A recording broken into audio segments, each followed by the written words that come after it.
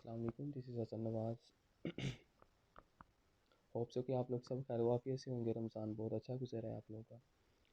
बेटा जैसा कि आपको पता है, कल हमने पढ़ा था बेनज़ीर का भुट्टो का दौरे हुकूमत। उसका हमने उसके दो दौरे हुकूमत थे। पहला हमने कल पढ़ा और आज हम उसका दूसरा दौरे हुकूमत पढ़ेंगे। ठीक है, जो 20th सेंचुरी में उसके दौरे हुकूमत रहे वो दो थे। वो कौन कौन सा था? पहला हमने कल पढ़ा, दूसरा आज हम पढ़ेंगे। दूसरा दौरे हुकूमत उसका जो सा था वो 1 अक्टूबर 1993 से नवंबर 1996 तक रहा। दोबारा देख लें, 1 अक्टूबर 1993 से दिसंबर 1996 तक रहा। अब उसमें इस दौरे हुकूमत में भी उसने कुछ इकदाम किए, कुछ चीज़ें में अमेंडमेंट की, कुछ बेहतरी लाने की कोशिश की। उसके अहम वाक़यात क्या हैं? सबसे पहला था तरक्याती मंसूबे। ठीक है, कराची फ्लाईओवर बनवाया और लाहौर बाईपास बनाया। कराची फ्लाईओवर से मुराद जो ब्रिज बनाते हैं, जो दो सड़कों को आपस में जोड़ता है। ठीक है, ये बनाया और उसके बाद लाहौर बाईपास बनाया। ठीक है, उसके बाद जो सा सेकंड है किसानों और ख़वातीन के लिए मंसूबे। वो क्या थे कि उसने किसान बैंक कायम किए जहाँ पर किसानों को कर्जा दिया जाता था। ठीक है, अवामी ट्रैक्टर स्कीम। ट्रैक्टर क्योंकि ज़ाहिर बात है ज़राअत का दारोमदार जो सा है, हमारे मुल्क का दारोमदार ज़राअत पे है और ज़राअत जो सा किसानों पे है। किसानों के पास चीज़ें नहीं होंगी तो वो इतनी अच्छे से ज़मीन से पैदावार हासिल नहीं कर सके। उन्होंने उनको अवामी ट्रैक्टर स्कीम दी, मतलब एक साथ पे आसान एक साथ पे ट्रैक्टर दिया गया। उसके बाद समाजी सेहत की पॉलिसियाँ बनाई गई। ठीक है, ख़वातीन के लिए ये जो उनसे काम थे, ये दोनों ख़वातीन के लिए भी सेहत पॉलिसियाँ बनाई गई। ठीक है, ख़वातीन अदालतें और पुलिस स्टेशन कायम किए गए जहाँ पर ख़वातीन खुद जाके अपना जो भी मुकदमा वगैरह या जो भी उनको मुश्किलात दरपेश आ रही हैं वो उन अदालतों में खुल के अपना जो इनसा मुकदमा वहाँ पर पेश कर सकते हैं। इसकी वजह से, इस काम की वजह से औरतों को काफ़ी ज़्यादा खुद मुख्तारी हासिल हुई और काफ़ी ज़्यादा वो उनकी हौसला अफजाई हुई। आ गया बेटा 8वां 5 साल मनसूबा। अच्छा, ये जो है ना, ये आपको मैं थोड़ा सा समझा दूँ। ये जो है ना 5 साल से मुराद है 5 साल का। ये जो उनसे मंसूबे थे ना, ये शुरू हुए थे जैसे ही पाकिस्तान बना था। ठीक है, इसका जो सा आगाज़ था वो 1949 या 1950 से स्टार्ट हुआ था। मतलब 5 साल का मंसूबा, 5 साल का बजट बना दिया जाता था। अब तो अब जो उनकी हुकूमत है उसमें तो बजट वाला कोई सेंस ही नहीं है ना। वो चाहे 3 माह के बाद बजट पेश कर दें, चाहे 1 साल के बाद बजट पेश कर दें, चाहे मतलब जब उनका दिल करता है। तो पहले क्या किया कि हुकूमतें क्या कर रही थी कि 5 साल का वो बजट बनाते थे। ठीक है, पैसे जो उनसे फलां जगह पे इतने इतने पैसे मुख्तस किए गए। ठीक है, और फिर बाद में 5 साल के बाद देखते थे कि क्या इस मंसूबे से तरक्की हुई मुल्कों के नहीं हुई। सो बेनज़ीर भुट्टो का दूसरा दौर हुकूमत जब 1993 में था तो तब कौन सा मंसूबा था, कितनवा था भला? 8वां 5 साल मंसूबा था। ठीक है, और इसमें तरक्की की रफ्तार बड़ी थी, मतलब मुल्क ने तरक्की की थी। उसके बाद इसने दो ममालिक के दौरे किए थे बेनज़ीर भुट्टो ने। ठीक है, वो है एक ईरान और दूसरा तुर्की का। ठीक है, और इसने मसला कश्मीर के बारे में अपना मौक़िफ़ पेश किया दोनों ममालिक को। तो ईरान को भी अपना मौक़िफ़ पेश किया और तुर्की को भी अपना मौक़िफ़ पेश किया। ठीक है, और इन दोनों के पर कहा कि इनकी हमारी से मुराद पाकिस्तान की हमायत करें। ठीक है, और दोनों ममालिक के साथ मुख्तलिफ शोबों में भी तावन के लिए कुछ वाहदात हुए। उसके बाद है खैबर पख्तूनख्वा हुकूमत 1994 में, 1994 में मुस्लिम लीग के ना वज़ीर आला पीर साबर शाह जो उनसे थे, वो वहाँ के वज़ीर आला थे। मुस्लिम लीग के पीर साबर शाह वज़ीर आला थे खैबर पख्तूनख्वा के 1994 में। पीपल पार्टी ने क्या किया कि अपने जो उनसे कैंडिडेट आफ्ताब अहमद शेरपा को वहाँ का वज़ीर आला बना दिया। ठीक है, क्योंकि इसकी हुकूमत थी तो इसने वहाँ पर उनके बंदे को चेंज कर दिया। उसके बाद इसकी दोबारा हुकूमत की बर्खास्तगी कैसे हुई, सदर फ़ारूक अहमद लगारी के साथ इसके इख्तलाफात बढ़ गए, ठीक है, मुख्तलिफ अमूर पर, जिसकी बिना पर सदर ने जो है आइन की शिक 58 भी लगा कर बदनवानी का इल्ज़ाम लगा कर बेनज़ीर भुट्टो की हुकूमत को बर्खास्त कर दिया। सो इस तरह इसकी जो सी दूसरा दौर हुकूमत था वो भी ख़त्म हो गया, जो 1999 से लेकर 1996 तक रहा, तकरीबन 2 साल और कुछ माह तक रहा था। ठीक है बेटा। हाँ जी, तो मेरा बेटा ये हमने दोनों अदवार पढ़े बेनज़ीर भुट्टो के, ठीक है। पहले दौर हमने कल पढ़ा था, ठीक है, सैटरडे को, सॉरी मंडे को, और जो है दूसरा दौर आज हमने पढ़ा।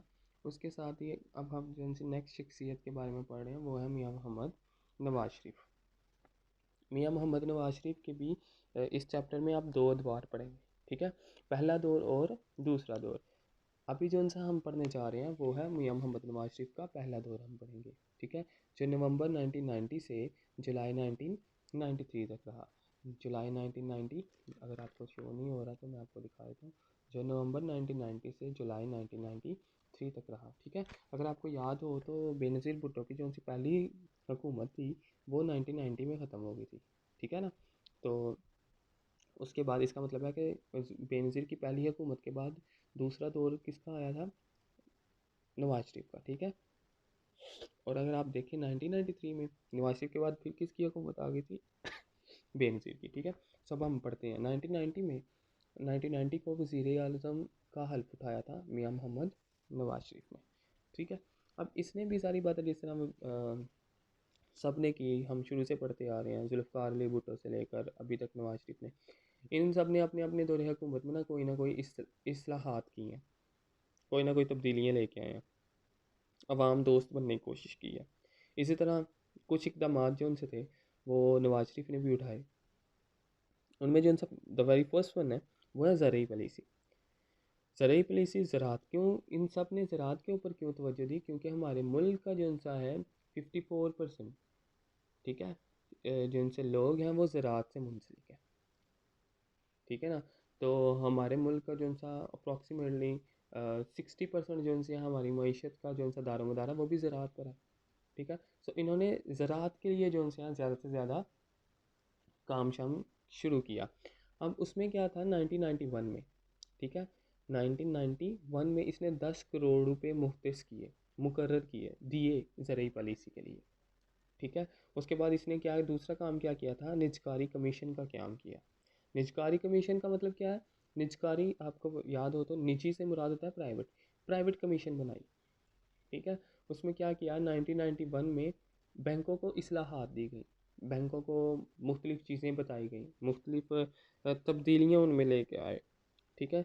और 1991 में इसका ऐलान हुआ था, निजकारी कमीशन का ऐलान किसने कब किया था, सॉरी 1991 में निजकारी कमीशन का क़याम किया था और बैंकों को इस्लाहात दी थी, ठीक है। जिनसे प्राइवेट बैंक थे, जिन लोगों ने प्राइवेट बैंक बनाए उनकी हौसला अफजाई की गई, उन लोगों की हौसला अफजाई की गई कि भाई ताकि वो ज़्यादा से ज़्यादा प्राइवेट बैंक बनाए। और कुछ प्राइवेट बैंक जो उनसे थे वो कौमी तहवील में थे, उनको प्राइवेट बैंकों को जो उनसे आगे फ़रोख्त किया गया, फ़रोख्त किया तो पैसे मिले, तो पैसे मिलने से कौमी ख़जाने पर काफ़ी मुस्बत असरात मुरतब हुए थे, ठीक है। उसके बाद पानी की तकसीम, सूबों के दरमियान 4 सूबे हमें हम लोग को पता है, तो 4 सूबों के दरमियान जो पानी की तकसीम थी, तो उसके लिए भी मुआहदा हुआ ताकि पानी की तकसीम, पानी का मसला किसी भी सूबे को दरपेश ना आए। उसके बाद है बैतुल माल। बैतुल माल इसको शाही ख़जाना कहते हैं, जहाँ पर हर फ़र्द यकसा हो, कोई भी शख्स जो है वहाँ पर आके अपना हक जो है वहाँ से ले सकता है। 1992 में सदारती आर्डीनेंस के तहत इसने ये बैतुल माल कायम किया था ताकि आम लोगों को भी रसाई हासिल हो कि वो भी अपनी ज़िंदगी अच्छे से गुजार सके और उनकी माली मदद की जा सके, ठीक है बेटा। और कुछ पॉइंट्स उसके इस साइड पे लिखे हुए हैं। इसमें जो सबसे इम्पोर्टेंट वाला है वो खारजा पॉलिसी है, ये शॉर्ट क्वेश्चन के अतबार से भी बहुत ज़्यादा इंपॉर्टेंट है, ठीक है। इसमें जो सा बैतुल माल वाला था वो जो सा MCQs के लिए इम्पोर्टेंट था। खारजा पॉलिसी शॉर्ट क्वेश्चन के लिए बहुत इंपॉर्टेंट है। इसने ये मैंने कुछ पॉइंट्स बनाए हैं ताकि आप लोग को अच्छे से याद हो जाए। खारजा पॉलिसी में पहला है अफ़गानिस्तान क़याम अमन के लिए, ठीक है। अफ़गानिस्तान में क़याम अमन के लिए हवाले से ना इसने मुख्तलिफ़ लीडरों से मुज़ाकरात किए ताकि अफ़गानिस्तान में जो है वो अमन आ जाए। अगर आपको याद हो तो रूस के साथ जंग छिड़ी हुई थी, हमने जो उनसे लास्ट में पढ़ा, ठीक है। तो वो उसके साथ मुआहदे हुए रूस को, और पाकिस्तान ने अफ़गानिस्तान का साथ दिया and they let them out of the town. सही है, दोनों ने मिल के। तो फिर अफ़गानिस्तान काफ़ी ज़्यादा मुहाजिर जो उनसे थे वो इन्होंने यहाँ पर हिजरत की थी। उसके बाद मसले कश्मीर पर भारत को दावत भी दी। नवाज शरीफ ने मसला कश्मीर जब था तो इसने भारत को दावत दी ताकि वो आकर बैठ के टेबल टॉक करें, अगर इसके बारे में कोई भी सुलझाव हो, कोई भी सिचुएशन ऐसी नज़र आए जिसकी वजह से दोनों ममालिक के दरमियान इख्तलाफात कम हो जाएं। लेकिन क्या हुआ कि वो जो सी उसने दावत दी थी, उसकी दावत जो सी मकसद निकली, ठीक है। वो जो मुज़ाकरात उनके दरमियान में हुए थे वो बगैर किसी एंडिंग पॉइंट के ख़त्म हो गए। और फिर उसके बाद क्या हुआ, 1992 को बाबरी मस्जिद, ये मुसलमानों की मस्जिद इंडिया में है, उसको हिंदुओं ने क्या कर दिया, मुनहदिम कर दिया, तबाह कर दिया। उसके खिलाफ भी कौमी असम्बली में करारदाद मजम्मत पेश की नवाज शरीफ हुकूमत ने, ठीक है। और उसके बाद हुकूमत पाकिस्तान ने अमेरिका के साथ भी अच्छे ताल्लुकात बनाए, सही है। और जब अमेरिका ने इराक़ पर हमला किया तो मोहतात पॉलिसी अपनाई। कब की थी, जब अमेरिका ने हमला किया इराक़ पर, ठीक हो गया। उसके बाद अवामी मंसूबे, लोगों के लिए, आम लोगों के लिए इन्होंने क्या क्या काम किए। तमीर वतन प्रोग्राम, खुद रोज़गार स्कीम। खुद रोज़गार स्कीम से मुराद है कि जो खुद खुद पैसे कमाएं, खुद अपने जो से ना अपने लिए कोई ना कोई कारोबार जो सा वो सेट करें। हुकूमत उनको पैसे देती थी ताकि वो अपना कारोबार चलाएं। मोटरवे प्रोजेक्ट, मतलब मोटरवेज़ बनाई गई, बहुत ज़्यादा मोटरवेज़ बनाई गई। जैसे आप लोगों को पता है कि ये आजकल चल रही है सियालकोट मोटरवे है, जो कि सियालकोट से लाहौर जा रही है, लाहौर से इस्लामाबाद, इस्लामाबाद से, मतलब ये जितनी भी मोटरवेज़ हैं ये सारी की सारी मोस्टली जो उनसे यहाँ मोहम्मद नवाज शरीफ के दौरे हुकूमत में हुई हैं। उसके बाद yellow cab scheme. Yellow cab scheme क्या, कि उसने ना गाड़ियाँ दी थी, ठीक है। अगर आपको अभी भी हो सकता है आप रोड पे जाते हो तो आपको ना ग्रीन कलर की गाड़ियाँ नज़र आती हैं, जो पिछले साल इन्होंने दी थी। उससे पहले अगर आप देखें तो बेनज़ीर जैसा आसिफ अली जरदारी ने येलो येलो एंड ब्लैक गाड़ियाँ दी थी, वो भी आपको नज़र आते होंगे, ठीक है। तो इसने भी येलो कैब स्कीम, मतलब जो पीले रंग की गाड़ियाँ थी वो लोगों को दी थी ताकि लोग जो उनसे उनको चलाएं और अपना रोज़गार खुद कमाएं। क्लियर हो गया। उसके बाद इसकी भी बदतरफी हुई, इसको भी हुकूमत से निकाल दिया गया। कैसे निकाला वो मैंने आगे पॉइंट लिखे हैं ताकि आपको समझ आ जाए। अप्रैल 1993 में आइन की शिक, वही आइन की शिक लगी जो 2 दफ़ा बेनज़ीर भुट्टो पे लग चुकी है। लेकिन अब आइन की शिक किसने लगाई थी, सदर गुलाम इसहाक खान ने। मैं इसको,